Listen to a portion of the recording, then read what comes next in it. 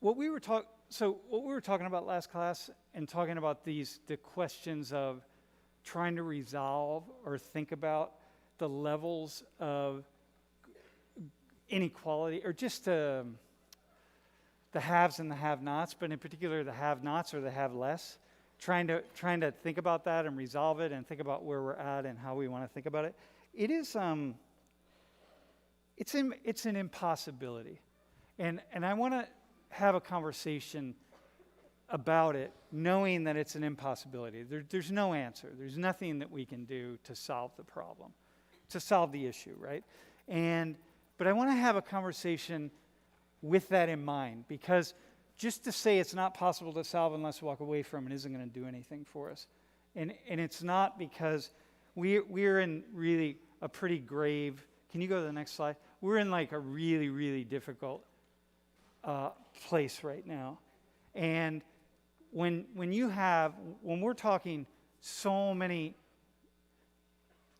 millions of people, and in fact, billions of people who are really living on the edge, that makes for systems that are capable of collapse at any moment. And you don't want to be in systems that collapse. We see what happened with COVID. And maybe some of you weren't fully paying attention, but we were on the edge of a really serious collapse. And in some ways we are right now, with the ways in which product chains have been disrupted and all sorts of things. We don't know, right? So you just don't want to be there. So we need somehow to work together to think more thoughtfully about what we're going to do if we want to survive as a species, because that's what's on the table. And so next slide. So when we look at this inequality here, remember this slide. This is really big. And what I said was, many of the students in this class, you have parents that are in the top 1%, maybe a couple of you, many of you are actually, because if you divide your family's money up and you take the cut that would be yours, you're in the 1%. And certainly most everybody in this class at some level is either here or will be here relatively shortly. And that means, you just have so many people with so very little. And to come up with kind of pithy responses to them, as we do, as I hear. And I thought we had a nice conversation the other day. I thought it was a really good conversation with Ernso. But, these are intractable issues that we're not going to be able to resolve. And yet we've built these philosophies around us, like our religions and our philosophies, that tell us that we really need to do something, that we are better than that we need to address these issues in some way. So I want to talk about this, and I want to hear what you're thinking and what you have to say. So the next slide. So like this, there are hundreds of millions of people around the world that are living in conditions like this, right? Many hundreds of millions of people like this, and many slightly just a little bit better than that, over 1 billion easily. And you walk into this house, and it's a mud floor, and that's it. And there could be 6 people living in that house. And we got to figure out what we're going to do on this planet. We got to figure it out.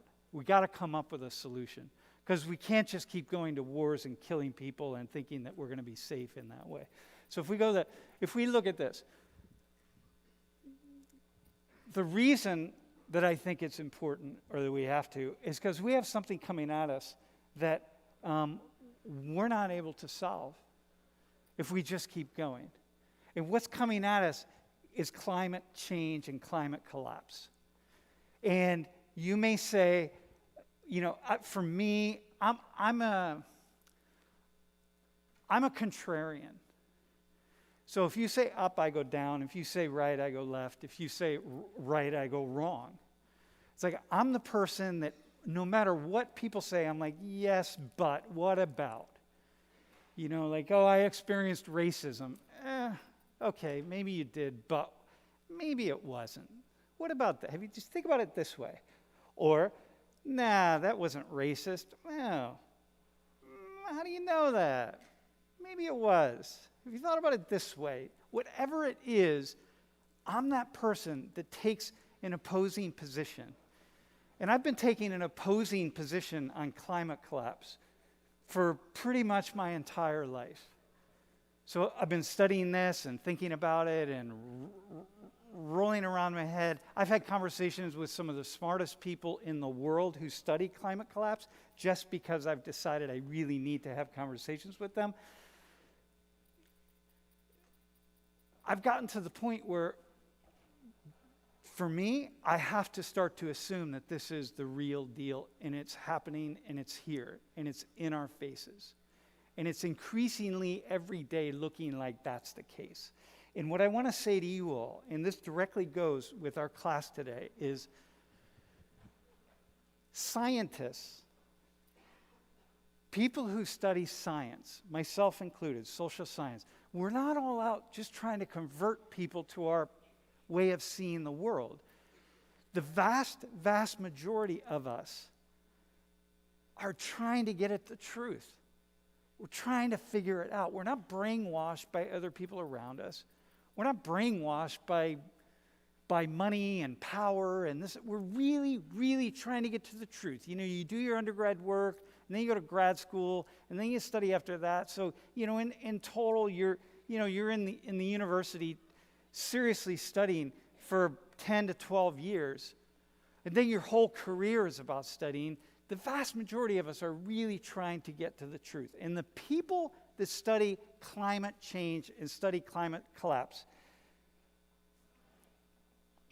the Greens, about 90, I just want to give you this graph because it's a really good graph. About 97% are just like, no question about it. All the Greens, anthropocentric climate change is happening, it's affecting us, and it's going to really have an impact in our lifetimes. The lifetimes, including my lifetime, and we're already seeing that it does. 2 people are saying like, yeah, these are people that study this. 2 people are like, yeah, no, it's real, but I'm not so sure the degree to which human beings are really so incredibly involved in this. Could be some other thing, but there are a lot of other things that the gray is. And then the red is like the contrarian, and you always need at least one contrarian. You need someone who's always going to be in the group saying, what about this and what about that? So there's basically unanimous understanding that this is real and it's happening. So now we say, okay, well, don't put our heads in the sand. What are we going to do? What do we need to do? How should we think about this? Like, how do we make it happen? So go to the next slide. So just a couple things for those of you who are still like, yeah, but maybe it won't affect us in our lifetime. Look, the Chinese government, if there's a propaganda machine anywhere in the world as powerful as the Chinese government, I have no idea what it could possibly be. That's their conclusion of top Earth scientists, like no question. Next slide. And these are all the organizations just here in the U.S. that are like, this is real. Anthropogenic climate change is real. It's happening. It is going to radically disrupt life on Earth. So, like, I'm not going to argue with any of these. When the insurance companies are on board, you know, this is a real deal. So now I say, all right, what are we going to do? Because here's the impact of this. Go to the next slide, if you would.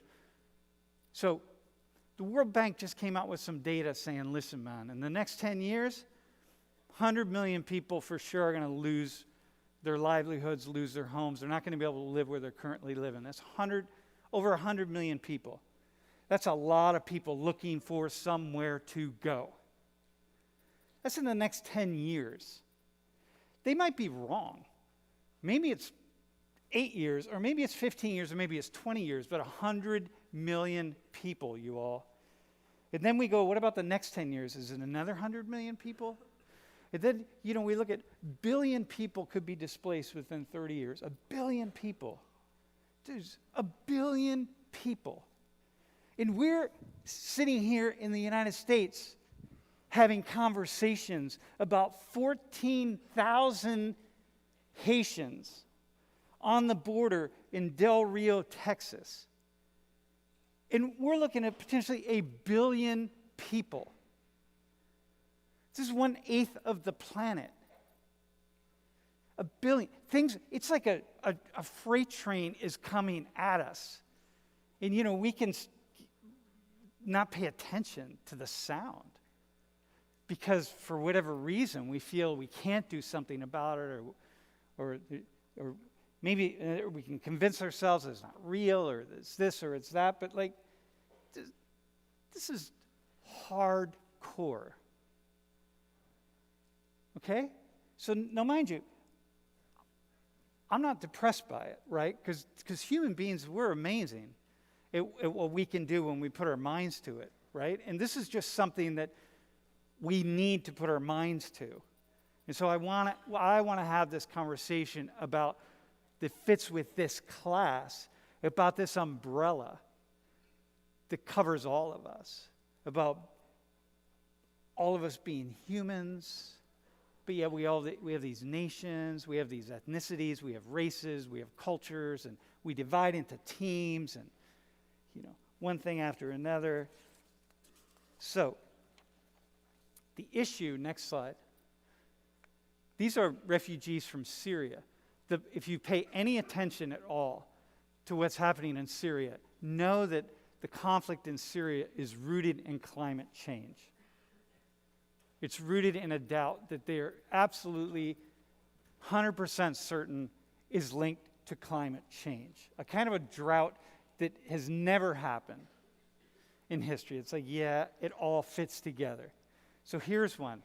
But all the refugees, these 100 million and then potentially billion people, next slide, they're from all backgrounds, man. They're not just Haitians, they're not just black, they're not from just Asians and from Bangladesh, and they're not just from Guatemala, and they're not just Middle Eastern, they're also white. So it's all of us. It's all this connection that we have together, okay? So now, I'm going to keep going, and then we're going to open it up in a second.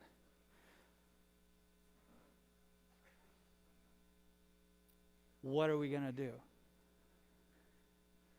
Because this experiment, this human experiment, cannot go on with this knocking at the door. It cannot go on. There's something that we must do. The conversations we've been having, the ways we've been thinking about it, about these issues, the way we're operating is not going to allow us to keep going. So what are we going to do?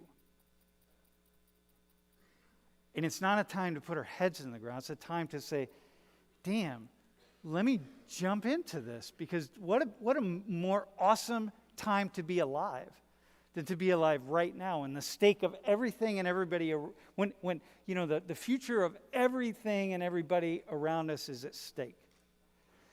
And let me now even twist this, take it to another level, if you go to the next slide. So here's a shot. This is the Earth. And this is taken from Cassini. And Cassini is a satellite that we sent to Saturn. So here it is, taking a shot of Saturn. Almost 1.5 billion kilometers from us, right? It took this photo in 2013. That's Earth. Okay? Go to the next slide. And these are galaxies. And every one of those little dots of light has 100 billion stars, give or take, a few billion. And every star has other planets around it. And there may be 100 billion galaxies as far as the known universe goes. So when you go back to the last slide. That right there, dudes, come on, seriously? That's us. Next slide. That's the universe. So we can ask, do we want to keep this thing going? Because the universe doesn't care. It doesn't care. In the scope of this, it doesn't matter. So you have the opportunity to all of us, just jump in and have fun and do what we do. And when the whole thing collapses, let it collapse. And in the meantime, this is all good and here we are. Or some of us will say, nah, I don't really want to do that. Because, I want to have a career. I want to have kids. I want to get old. I want to have grandkids. I want to play with my grandkids. You know what I mean? This is like big. Come on, man, let's keep this thing going. Okay, so let's keep it going. One more. Okay, final thought.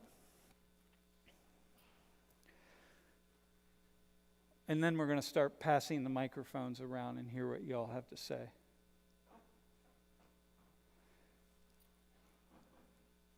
So we live in this really precarious balance between the individual and individual needs and the community and community needs.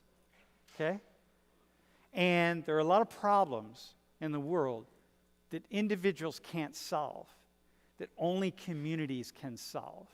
And the only way we can solve them is to work in a collective way together and figure out how to solve them. Because individuals making individual decisions are never going to figure it out. So individual nations making individual decisions can never fix this thing. And so somehow we got to figure out some way to work, to ask different questions and come up with different answers and work in some collective way together to figure out how we're going to do this. And I don't have the answer to that. I don't provide answers. I just ask questions. My job as a teacher is not to give any answers at all. My job is just to ask questions. So that's what I do. I ask questions. So what are we going to do? How are we going to do it? What are the questions? So my question to you all, where we're going to start out is, Nish, where are you? Oh, there you are. Where I want to start out is what are you thinking? Just give me, I just want to hear some stuff about, what people are thinking. Where are we? Because, if you go back to this conversation with Ernst, and we think about, Haitians and what do we do? And, you got 14,000 Haitians, and if we bring these 14,000 in, and we got 14,000 more, and it goes there. It is so beyond that. We are so far beyond that. We're talking into the billion. And here's the thing. You may think I don't really want to, maybe we shouldn't do anything. We should just look out for our own. You know what? Last time, that's fine, but you got to deal with the consequences of that, right? So I was in Washington, D.C. right before the COVID broke. And I was blown away by how much homelessness there was. And I was like, holy shit. I've never seen so many homeless people in all my life. And I'm walking down the street, and we give $1 here and $1, this, that, and talk to some, whatever it is, right? Because, this is what it is. These are human beings, right? But dudes, it was a really disappointing. We were walking, we were at a conference and we were staying at this hotel, and we decided we wanted to walk down toward the White House and see some of the people who was protesting there. Because, someone's always protesting at the White House. And the walk was just so disappointing. I was like, oh my God, I don't need to see beauty at every moment, but I don't want to walk an entire, 12 city blocks, and the entire time I'm just thinking about, I'm wrestling with, what do I do? It's just people who are down and out, and what the fuck? That's not my idea of, this is not where I want to be. So now we double that and triple that. And like, think about how cool it is at Penn State. You know, like you're here, it's really nice here. You got, you know, they take care of the lawns, and you walk across campus, and it's nice. And, you know, it's like, it feels good, and you feel uplifted. Throw 3,000 homeless people on campus. And when you're coming out of your dorm, you got somebody asking you for money. And then you got a refugee community right outside of town. And the refugees are coming into the community because they're trying to survive. And then you go back home and it's the same thing. And everywhere you turn, it's the same. And you're like, oh, shit. Like, I didn't bargain for this. Like, I thought I was just going to live my life and do what I want to do. But you can't do that because it's everywhere you turn. And some of the people are people that you know. And, you know, your own family members who have now been pushed out of their home. Because, you know, Florida in 50 years, it's expected to be like, you know, 30 to 40% of Florida is supposed to be underwater in 30 or, you know what I mean? By certainly another 70 years. It's like, okay, so there what? It's like, you can't get away from it. You're not going to get away. And it's going to be like my walk in Washington, D.C. Just like, man, it's just disappointing. So now, what am I going to do? What are we going to do? And saying like, oh, there's nothing to do, we're doomed, we're whatever. Fuck that.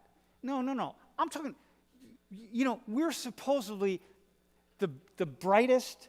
You are being prepared to be the brightest, smartest human beings on the campus. I mean, in the world. You're at a university. What are some of the questions that we could be asking that maybe would open us to seeing something in a new way? This is not a Republican issue. It's not a Democrat issue. You got to give people as much freedom as they can possibly have, because that's the essence of like this kind of liberal way of understanding the world. It's libertarianism you give people freedom. Let people do what they want to do. And yet at the same time, the only way to solve our problems is to come together and agree on things, or we're never going to solve this. And so somehow you sit here in this, hang on, dude, in this world where you got to balance these two things, like freedom of the individual, but the need for the community to make some really difficult decisions. So what do you think? Where are we? What are just some questions you have? And Nish has a mic, I have a mic.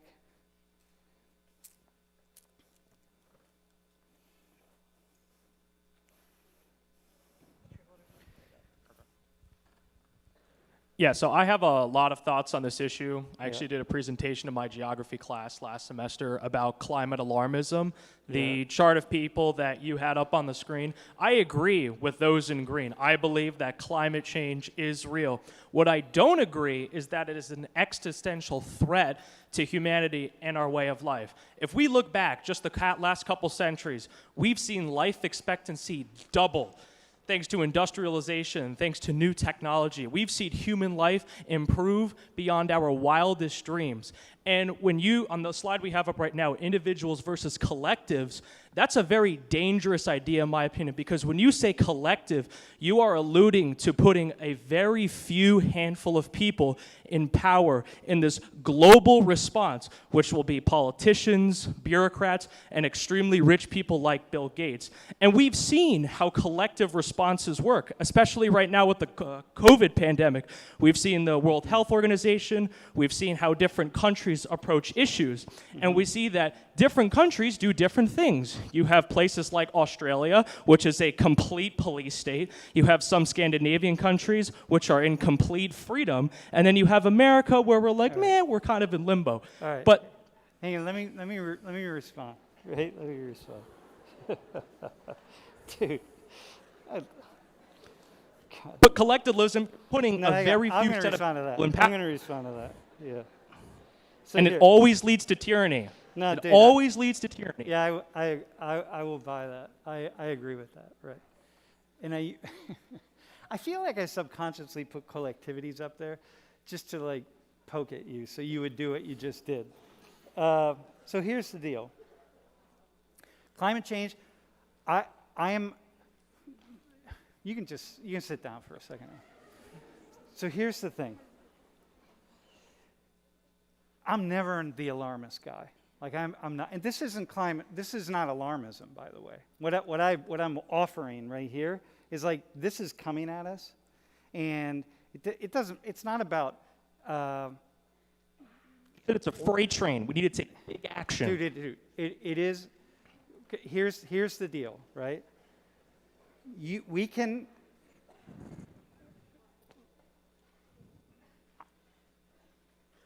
I've been really, really slow I'm always really slow to take any extreme position at all, right? And I'm not even taking an extreme position. So I'm really slow to do that. I think at this stage of the game, given the science that we know and really, really smart people, okay? And I'm not talking about the headlines and CNN and all that kind of stuff. I disregard all that. I don't pay attention to it because it's all clickbait. We have to assume that it is a freight train coming at us and we better figure out what we're going to do. And we're already seeing very, very clearly, not CNN headline that says, oh, it's the worst hurricane season ever. It's like, disregard that. No, I want to know. I want to talk to people who study hurricanes, and I want to be like, hang on a second. What's the real data say? Okay? We have to assume that it's a freight train coming at us. All right? We also have to assume that if that's the case, then we got to come up with a solution that we can all think about in a different kind of way. The reality is, right, individuals acting alone, this is sociological reality. Individuals acting alone never make decisions on part of the larger group. It's always a group that comes together and has to make some kind of group decision because that's the nature of it. Because individuals can't do that. And you always have to have collectivities. You have to have collectivities of people that make decisions for the larger group. Because if you don't do that, then nothing works, right? So for example, we have governments. All governments are. Don't think about governments in this like really like extreme way. All a government is, it's a collective body of individuals that represent individuals in a particular location, geographic location, that are going to make decisions on behalf of all those individuals. Like, for example, what happens when it snows and we got to shovel all the snows on all the streets? The government is there to say, like, okay, we're going to take care of that. Yeah, we're going to shovel snow. We're going to do it this way. We're going to do it that way. There are lots of things that decisions individuals cannot make. And you need to have then some kind of group that comes together and acts on behalf of those individuals, right? So the problem is when that group comes together, it always is going to lean toward the possibility of some kind of tyranny, meaning that they're going to take tax money and spend it the way they want to spend. They're going to take tax money and spend it on themselves. They're going to do whatever it is. They're going to impose their will on other people. Just like anti-abortion people feel like, oh, these politicians or these Christians are imposing, or, you know, the people that support abortion rights are imposing their will on the rest of us who think that abortion is a sin and murder and so on. People who think that abortion but the opposite happens in the same way. Everybody feels like somebody else is imposing it. What I'm suggesting here, bro, is like we will make collective decisions because we have to. So the question is, how do you do that without it becoming tyranny? So that's what you're raising. And so I'm saying, like, okay, I agree with that. How are we going to do this without having stuff forced on us in a way that we can't sort of get back out of? So well, that's a good concern. Yeah, I believe the way to do that is through persuasion. You give people information and they're able to make informed decisions. So here's the problem with that, bro. Here's the problem with that. You know, so as somebody who I spend probably 80% of my waking hours studying, trying to get at truth. That's all I do.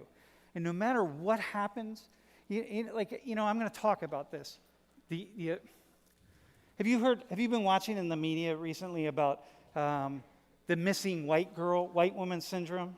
Yeah, Joy Reid, MSNBC, all that good stuff. Okay, all of the missing white woman syndrome, right? So the idea that, yeah, when black and brown women or girls go missing, then, somehow we just address them differently. Like, somehow we have all these opportunities to send police out and investigations and one thing after another, and somehow they're much more likely to be found. But when they're black and brown girls or women, somehow nothing happens, right? And I read that. So unlike, I'm sure, anybody in the class, I have spent probably 8 to 10 hours in the past week studying this issue.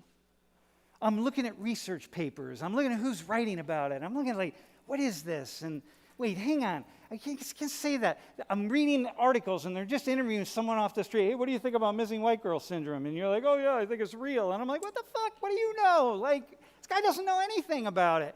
I'm spending 10 hours. I'm doing nothing but reading about this, right? I get to the end of 10 hours, and I'm thinking, what do I know about it?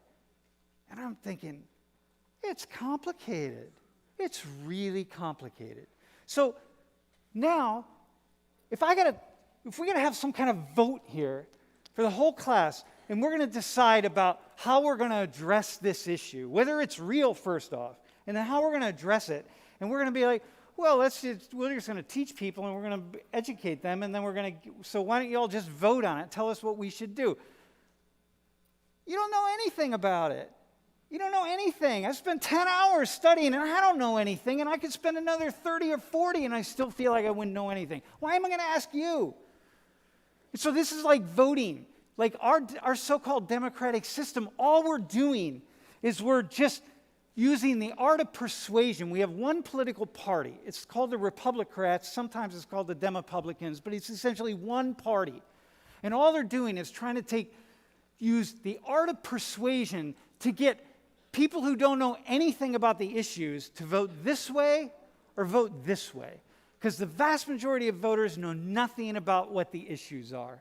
And so that's an inherent problem. When it comes to something like climate change, my friend, with a freight train that probably is coming at us, maybe it's not, but we damn well better assume that it is. Because if it is, by the time you hear the freight train, there's no time to get out of the way.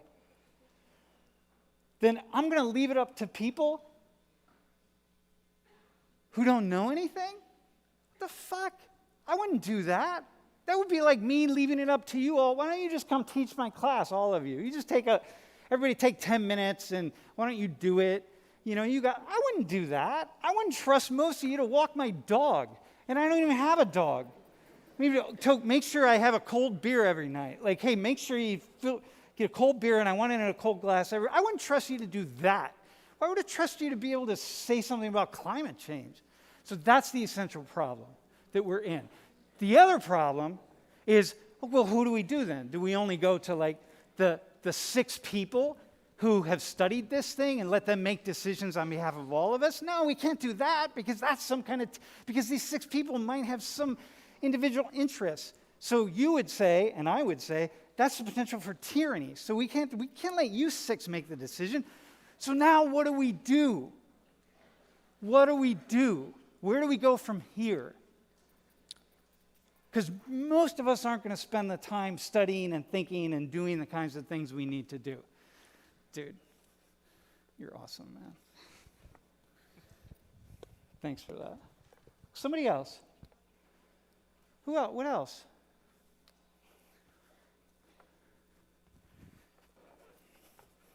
Hang on.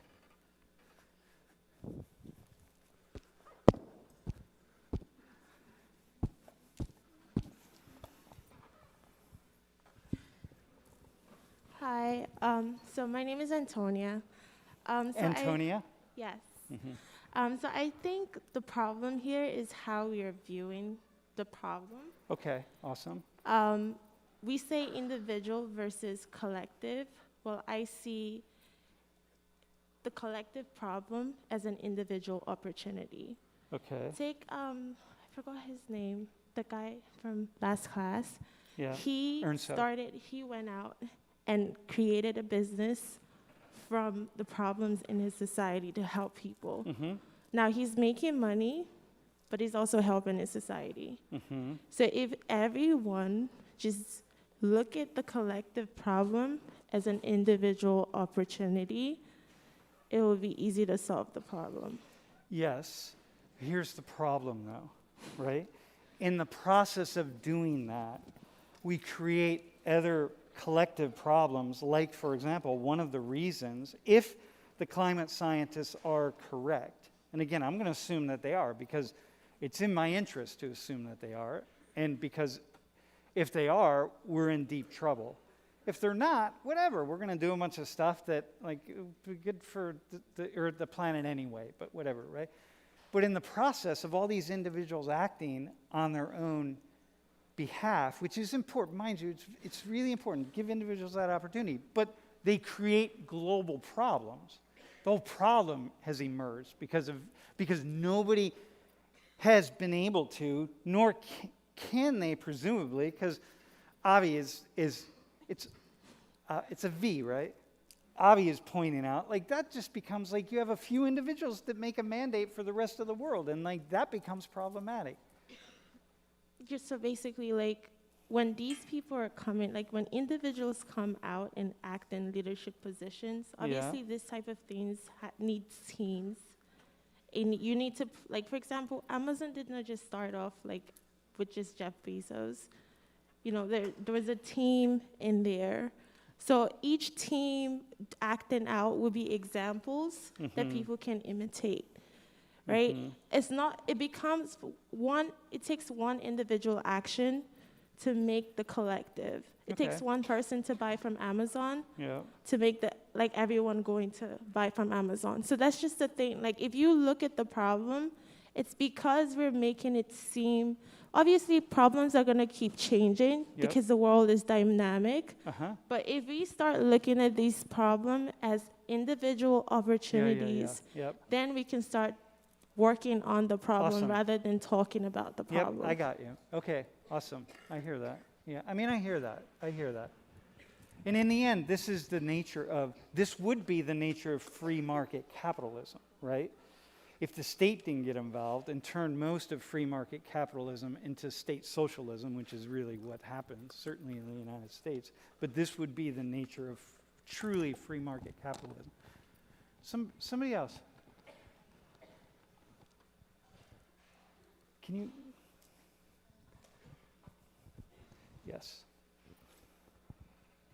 Why don't you go first?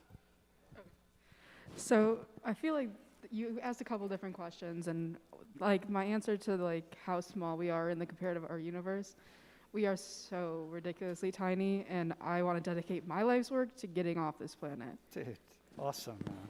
Yeah. So Wait, hang on. Can you get a close-up of her shirt right here? Zoom in. Keep going. You got it. Hold on. Come down. See that? That's the NASA logo. All right, go ahead. Yeah, so I think like we've ended up hitting our capacity of human beings on this planet, and we've exceeded it. But there's no ethical way of population control. So that's also... Well, maybe there isn't. Maybe there is. There might be, but it's a very controversial issue. It's one of the, no one really knows the correct way to answer it. So well, can I just push on that? Yeah. Since you just hold your thought, right? In a way, there is an ethical way, right? Because everybody in here, I gave you those numbers the other day. 20,000 children die every day. We could save their lives in a heartbeat, right? Most of them die from diarrhea, so all they need is some clean water and some medication and get rid of the amoebas and one thing after another, right? And I've been in places where I've seen, children dying that don't need to die. I watched one child die in the hands of its parents right in front of me that did not, and I could have saved, but I couldn't save because I didn't have enough time to save, right? Everybody in this class presumably is ethical. And none of us, did anybody go out since the last class and figure out, hey, wait, how could I save the life of a child? Because 20,000 children every day? Nobody did, right? So we're still ethical. We're still operating in an ethical way, and we're operating with, in some ways, all the systems we have is an ethical system of birth control, population control, because what we do is we just let poor people die in places in the world where we don't look. So I'm not going to look there, right? You're not going to go. I can take you. I can easily. You and I could hop on a plane tomorrow, and I could take you right where you need to go, and you could watch children dying. But you're not going to do that. So, like, why would you do that? And so we're still in that. We've built an entire system that is ethical, and it allows us to reduce the population by certainly 20,000 children a day and more. But anyway, go ahead. Yeah, so that is not something like the U.S. can't say, okay, stop having kids, because unfortunately, natural selection kind of takes course, and since we're not looking there, even though we have the power to save people, we aren't. So you guys were talking about the persuasion of the collective. Yeah. But I feel like you have to focus on the persuasion of the upper 1% of the population that has the money to do that, because unfortunately the world focuses on who has the most money. They have the power. Yeah. So if we were able to get the population who is under the 1%, the 80% that's very impoverished, if they were able to decide on one thing and they said, okay, this is the way to solve climate change. We got it. We figured it out. They would have to still persuade the upper 12% to get their vote. So I was like, how do we do that? How do we get the people with money and power to listen to everybody? Because it doesn't matter to them. They don't care. No, that's not true. They do care. Everybody cares. They just also have competing interests, right? So everybody cares. So that's important. Stay right there. So when you say, wait, hang on, did you hear what she said, right? They don't care, nobody cares. That's one of those, by the way, I love what you're saying. This is really good. That's one of those statements that we say that takes us off the hook. It's like clearly you're not a lazy thinker, but it's a lazy thinker question. Because it's like, oh, they don't care. And then I go back to, hey, I'll take another beer. You know what I mean? It's like, no, people do care. So then what keeps them from that? So I like what you're getting at. It's like, okay, hang on, we got to convince them, but what do we have to convince them of? Because so, people like Jeff Bezos and who have Amazon and have affordable products for people that, and are making trillions of dollars. Yeah. It competes against him if he was able to be like, okay, well, I'm going to fix this. I'm going to donate my money. And, so people are out of the situation where they can buy better things. Not that people won't still buy on Amazon, but that's what that's what the competing interest. Okay. So it's convincing them to go against their competing interests. Okay. I got that. Here's the problem with that. My job is to just keep throwing, because we're trying to take the conversation to a different place. There's not enough resources on this planet, and you know that, because we'd need 3 to 4, the World Bank estimates we would need 3 to 4 planet Earths for everyone on this earth to live a life of an average, the life that most of you all are living. Say an average college student. We need 3 to 4 planet Earths. That's not going to happen. So it's not about that then. We can't just elevate everybody, and we can't take people down. So it's like, what do? We get off this planet. Okay, we have more people studying how to get off the planet. All right. Yeah, bro. Yeah, just push the button up. Yeah. Hello? Okay. My name's Dylan, and my question for you and for everyone. Dylan, look at that camera right up there. Which one? Yeah, right there. That one. Yeah. Hello. So my big question is, how do we best educate people? Because myself, as an education major, something that I put a lot of time into, and something that you mentioned, Professor, is how everyone needs to be educated so everyone knows the best course of action. And you mentioned you don't look at the media, like you don't watch the news. Social media has a lot of false information, a lot of conflicting information and stuff going everywhere. So that's the one that reaches the most people, but if we can't rely on the media for accurate information, maybe we have to learn to scholarly articles, but I don't necessarily read those in my free time, and a lot of people don't. And maybe you look at protesting, but like you mentioned, you go to Washington, D.C. or anywhere, and there's a protest for climate change going on every day. No, So- a protest for something. Right, for something. But just, in general, I'm sure that there's this protest for climate change going on all the time. So how do we best educate people, and so that everyone is well educated on it? Because like you said, you can't just have 6 people that know about it, that make all the decisions. But if we have no way to educate everyone else, how do we encourage the collective mindset? Okay, so listen, understand, right? This is a really cool question. First off, I don't think I said I believed we needed to educate people. Was that you, Avi? Did I say that? I thought you said that. I said that? Oh, in fact, no, I said I can't educate myself. I mean, I spend all this time educating. I spend 80% of my waking hours studying. I don't think anybody, and I feel like I'm completely uneducated. Like, you know what I mean? I'm close to being an idiot as I could possibly be. You know what I mean? And every day I get dumber. Maybe I don't get dumber, but every day I learn more and more of what I don't know. And so it feels like I'm getting more ignorant every single day. Okay? So my thinking is, first of all, I basically don't believe in mass education, right? I think it's a so you would agree with me on that, probably. I mean, this thing, what is this thing? What the,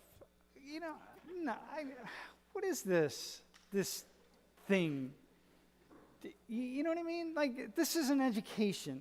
So, like, for example, right now, all I'm doing is trying to just raise questions. I want you to be thinking, like, think of your own questions. That's all we're doing right here is thinking of our own questions, right?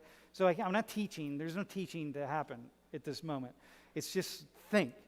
When Avi is talking about, when he was talking earlier, like, this is thinking, man. Think about what he said there. Like, the really important thing about this, about everything is alarmism, right? Like, why do you never hear about missing white girl syndrome, and suddenly it's all over CNN and MSNBC? Like, a few people hear about it. I mean, I have, but the vast majority of people don't hear about it, and then it's all over, and then suddenly, oh my God, alarmism, we got an epidemic of something, right? This is how it is. So somehow it has to be like, people, you got to pull people into what our natural inclination is, which is to be 3-year-olds and to be curious like 3-year-olds and just be like, what is this and what is that and why is it like this and why is it like that? And I feel like, how do we do that? How do we do education like that? So would you prefer to turn to like schooling then? But No, I don't believe in schooling. I think this is all bullshit. Honestly, it's just a job. It's insanity. It's insanity, right? Because especially if we turn to only college education, like you mentioned, everyone in this room is in the top 1% of people. No, not like everybody. not wealth wise, Yeah, like yeah. education wise, or like our ability to learn and get information. So if we only rely on college education. No, but this is we don't have to rely on not your ability to learn. I think most people don't learn. I think some of you, even like, I think a huge number of you come into this class, like you come into most of your classes, and you tune the F out. You're just not even interested at thinking. Even now, some of you are tuned out. I'm like, we're talking about potentially the future of life on Earth, because we're not getting off, right? Unfortunately. Maybe we are. Come on, get us out of here, man. But like, my mind is, right now, I can't even speak because my mind is spinning in 100 different directions. Like, oh my God, that's where we should be. We're alive. That's where we should be. But we've created a system of education to produce soldiers for the corporate machine. And the corporate machine is all that matters. You just keep consuming and soldiering and do your thing, but don't think, my God, right? Don't think. If we thought, then that would be, and we don't even know how to think. We don't know how. And I didn't learn to think until, I don't know, not just a few years ago, probably. So with what you mentioned earlier about how people are voting when they don't, like the persuasion. That's all it is. Like with the, like they persuade someone to vote this way or this way, like there's not two parties and stuff. How can we inform people to This is the make question. accurate decisions? That's the question. I don't know. So there it is. We have to, somehow people have to be informed to make accurate decisions. Okay, that's a good question. Yep, awesome. Yep. Dude, I mean, that's a good statement right there. That's a good summary statement. This is a conundrum. This is a conundrum. You see, these aren't questions to just ask and be like, oh, I don't have the answer to that, but I'm going to go party with my friends tonight. This is a question that you could be thinking about for the rest of your college career, like nothing else. And that would be a well-documented education. Instead of worrying about whether you get A's, worry about whether you can answer that fucking question right there. You got 4 years. Answer one question and come up with an answer that when you're walking down the stage, at graduation, and you're walking, like you walk to get your diploma, and you walk across stage, and they give you your diploma, you could feel awesome that you answered one question in college. You don't even know what your GPA is because it doesn't matter, but you answered a question. You accepted the challenge, and you did it. All right, man. Yeah, Lily. How are we supposed to come up with an answer without learning? Because you don't need answers. I don't have answers. But how are you supposed to be able to know how to vote without an answer? Because then that's how you get people like that who just argue. No, you just keep asking questions. You say, like, hang on, I'm not going to argue. I'm going to But just who keep are asking you questions. asking the questions to? You just Who's ask them to telling you yourself. the answer? Yeah, you just ask them to yourself, and you keep digging. And no matter what anybody says, no matter what you see, no matter what you discover, you know that there's something else. So But you you just have to learn to be able to dig in yourself. Yeah, Because but if that's you're free, learning. then you're empty with knowledge. Yeah, You don't I got have you. any. I got you. But this is learning, right? The art. This is Socratic learning. The art of questioning. Just keep asking questions, right? What about this? What about that? And then find people remember, like what Avi was saying earlier. If you're like, okay, this guy is a pretty extreme libertarian, and like, if you want to go right toward him and be like, dude, we got to sit down and we got to have a 3-hour or 5-hour or 30-hour argument session because I want to get smarter because I have no idea what you're talking about. And so I want to get smarter. But where's he getting his information from? that's He's just coming up with it like the That's rest what of I'm us. saying. He's making it up. No. Yeah, we're all But making the it guy up. over there who's the education major, he's educated. He knows what he's talking about. when No, he's he asking doesn't. questions. No, not at all. Yes. No, he does just because he's an education major. Dude, No, but education. his stuff that he said is backed up by fact, whereas No, it's his is not. backed up by opinion. No, it's not. No, not at all. I don't think so. Yeah. Yeah. No, I don't think so at all. See, here's the problem. You ready? I'm so glad you said that. So here's the problem, right? The problem is nothing. Here, hang on. When you start to get really educated, you start to realize that nothing is backed up by anything. And then no matter what you find. But isn't climate change backed up by fact? Yeah, well, hang on. I think it probably is. I'm operating with the idea that it is, but within the so-called facts, there are facts that are not facts, right? Not all facts. Let's not facts. Not every fact is made up, in spite of what our previous president and his team, and before him Barack Obama, and before him Bush, and before him Clinton, in spite of what many of them, and currently Biden, there are some facts that are really facts, okay? But a fact is never a fact that you hold on to in perpetuity. This is like science. You never accept truth in science. You just fail, science is this. You ready? Here, this is, if you're a science major, here. In the world of science, you come up with a hypothesis. I think, it looks like human beings are having an impact on the climate in this way, right? let me go test that. Let me go get some data and test it. And then I get my data, and I think to myself, oh, it looks like I was right, but I'm not right. I just fail to reject. I don't accept my hypothesis. It's not true. I just fail to reject it. And now I got to go try to reject it again. And I got to reject it again and again and again. And so I'm always endlessly trying to make the argument that what I think is true isn't true. So like the missing white woman syndrome, I start my investigation of that by saying, that is not true. That is not happening. So now my investigation goes. So already I'm like, you've made a statement now that this is common. Missing white women get more attention than missing black and brown women. I'm like, that's a provocative statement. I'm best served if I start with the idea that is not true. That is not happening. So now I got to go find my evidence for the fact that it's not happening, right? So I'm already in a controversial position. I'm in this position, right? So I'm digging at it, digging away to try to find out a way that's not true. I could start with, oh, it is true. But then I'm like, maybe I'm going to stop looking after an hour. But I'm going to start with, no, it's not true. So I'm going to keep going because I want to disprove that. And my whole life is trying to disprove things. I never accept anything as true. I just accept something in the moment as something I can't disprove. You see what I mean? And to me, that's thinking. So I don't have answers, but I'm thinking. Does that make sense? The education guy, dude, you run the risk of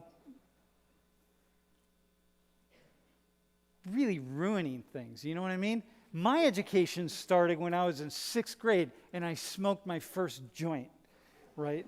That's when my education started. And I went like, whoa. And I had my first authentic thought that I was outside the box, and I went, damn, whoa.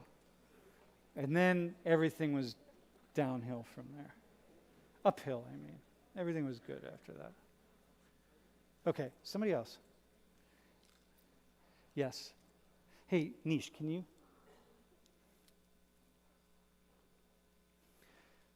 Do you get the missing white women? You get why I would start with trying to reject it? You always want to reject something. If you think something's true, or if you think you want to believe it, you start by rejecting that. Because that's the hardest thing. You set the bar so high that you just like, no, I'm going to reject this thing. I don't care. And then you keep going and going and going. Yes. Okay. So, I mean, I don't know how, like, working off of what you just said about, like, how we really don't completely know anything about, like, there's a vast, like, infinite amount of knowledge to be known. Well, there's Right. certain things we can know, but don't Yeah. put our feet too deeply into Right. the cement. Yeah.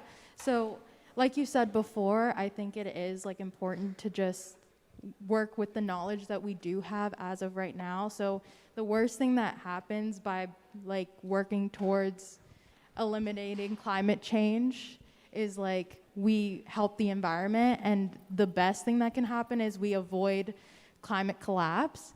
So I think, like, operating under the idea that climate change is real is, like, not hurting us in any way. Okay. So if we're working from that standpoint, that I think is when we can actually start having actionable items and things that we can do and, like, working towards that. Okay.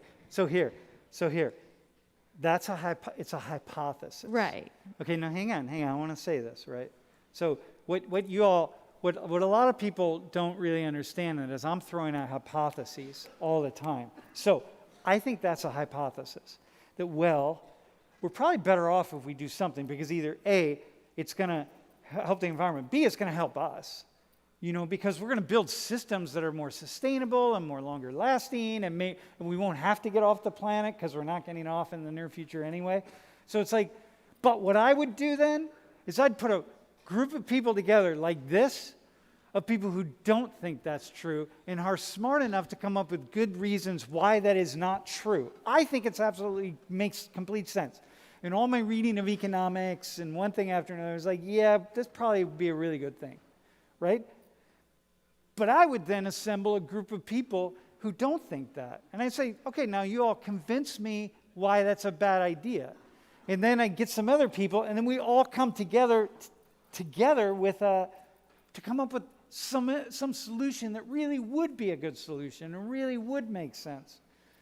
But I wouldn't just but what we typically would do is I have the power to make that decision, let's say. I surround myself with other people who think like me, and then we all go ahead and we make that decision, and we haven't really wrestled with it. Biden's current $3 trillion infrastructure bill or whatever. It's like, did you really sit down with some of the smartest people around and really duke it out about whether that will be a good idea or not? Probably not. So, yeah. So anyway, yes. So yeah, I was just saying that I think it's a hypothesis that doesn't hurt us to operate under for the time being, to go with that idea. And the worst case scenario is we have a safer planet for us to live on. Yes. So under that, I think that individuals have a lot of power, and I don't think we realize how much power we each have, because the collective is made of individuals, and it takes some sort of sacrifice to actually make change. So it's small sacrifices by individuals to make large collective change. So yeah, right. And let's go back to what Abby said. The problem is when individuals start. This is a really good point. I got that, right? But again, you always need somebody like me. Remember, I'm the contrarian. What he said was the problem is that we have individuals who are willing to say, okay, I'm going to go along with these people here, right, for the sake of the collectivity. The people who are making the decisions will just go a little bit further and a little bit further and a little bit further, which is right now what we're seeing with Biden. I'm like, dude, can you just stop? You know what I mean? You just keep going and going and going and going. And we saw it with Trump, and before him we saw it with Obama. It's like, stop. You know what I mean? And then we're going to do a war here, and then we'll go to a war there, and then we'll be a war over here, and pretty soon we're in a war with the whole world. So this is the problem, right? Yes, bro. So what do you take from all? You have the last comment, my friend. What do you take from all this? I think the approach that the way you frame this whole discussion was probably not the right way to start. You started out by showing this authoritative argument from the experts of the field, rather than starting from the point of data. Well, here's and the going, deal. No. Yeah, go ahead. Go Next ahead. point. The gentleman over there mentioned, how would you educate people in order to be able to make informed decisions? And you respond with, maybe, school, make the soldiers, yada, yada, yada, which there's a lot of truth to. However, I don't know, man, my experience in the universities and what I know about them, they're pretty fucking awesome. Some of the most important discoveries in human history, especially in the natural sciences, have happened in the ivory tower. Dude, totally. And I would agree with that. yeah, without question. And the thing is, I once heard that we should have people invest in tools rather than knowledge, and knowledge would be like a factual tidbit, where a tool would be, I think is probably best illustrated through an example. In K through 12, a lot of us go to learn about biology by starting these are different groups of animals and yada, yada, yada. When if you started based off tools, you would start with natural and sexual selection and apply it everywhere. And you would derive results from the bottom up, from a fundamental principle. Yeah. And this is the sort of education you would get in the graduate schools in the natural sciences. But you could get that. You can, and... You can, but you got to fight for it, my friend. Sure. Yeah. I understand. As someone who's behind the closed doors, you got to fight for that. I said natural sciences. Yeah. But, I understand what you're going to say, and not a lot of people don't have the tools to go and analyze statistical data as raw data when it comes in. But, even just getting conclusions from those sort of studies, that those same people who say this is all the results X, Y, Z, I think it would be a lot better if you frame the discussion from that point of view to start. All right, so the reason I didn't start there is because, I've talked to a lot of these folks, right? I've sat down and been like, dude, listen, man, walk Sure. me through this, right? And I'm like, I'm not even starting there. I'm not going to try to present the data. The data are done. The data have been laid out and presented, and like, I'm not going to start there. Let's start with the fact that the train's coming at us. There's all this agreement that it is, and now what kind of questions are we going to ask, and what are we going to do? Right? So, but I hear you. I could start there, but this is a sociology class. If this was a different class, I could offer a day of data, but I'm not going to do that. The people who want to solve the problem, Yeah. or the people who say they want to solve the problem, are already convinced that there's a problem to be solved. Yeah. The people who don't, or either don't care, No. or No. Okay, so I'm glad you're saying that. Here's my last statement on this. This is awesome. I love what you're saying. Yeah, we're going to have to be done. Lily, don't put it up yet. The problem is everybody wants to solve the problem, okay? Like everybody does. If there's recognition. And most everybody recognizes it, right? We just don't know what to do. To varying degrees. To varying degrees. Yep. Yep. Yep. Okay, y'all, listen.